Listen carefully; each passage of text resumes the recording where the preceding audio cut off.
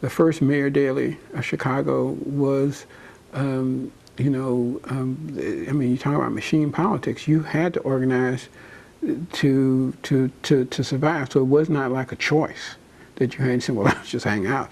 It's an active relationship as opposed to active passive relationship. So is the machine ward politics organized in order to have a say-so? You had to organize to say we have a constituency and we have the ability to mobilize. Eventually, as a big democratic machine-run town, they basically had a field day until the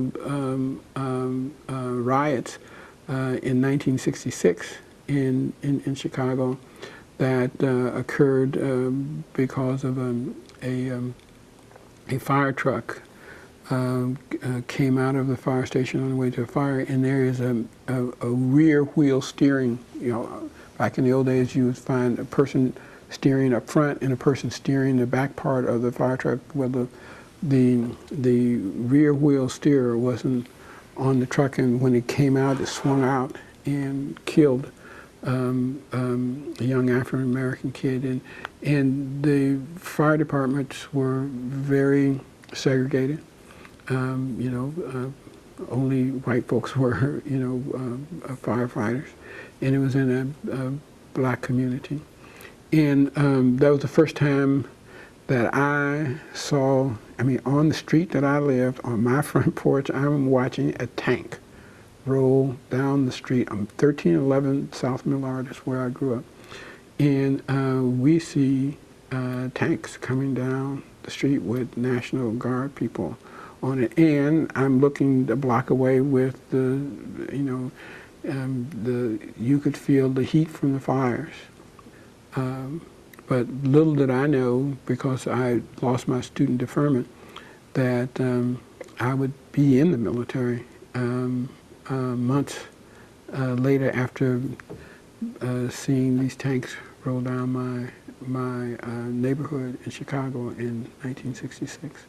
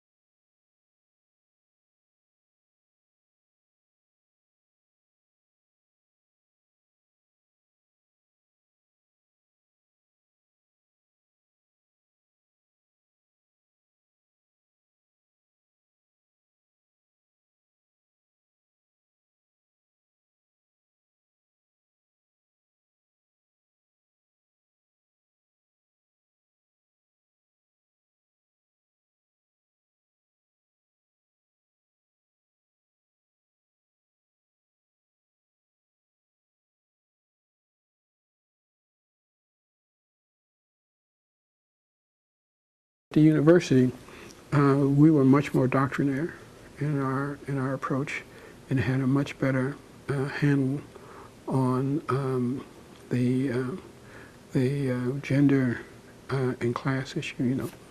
The trifecta, the holy trio: race, class, sex.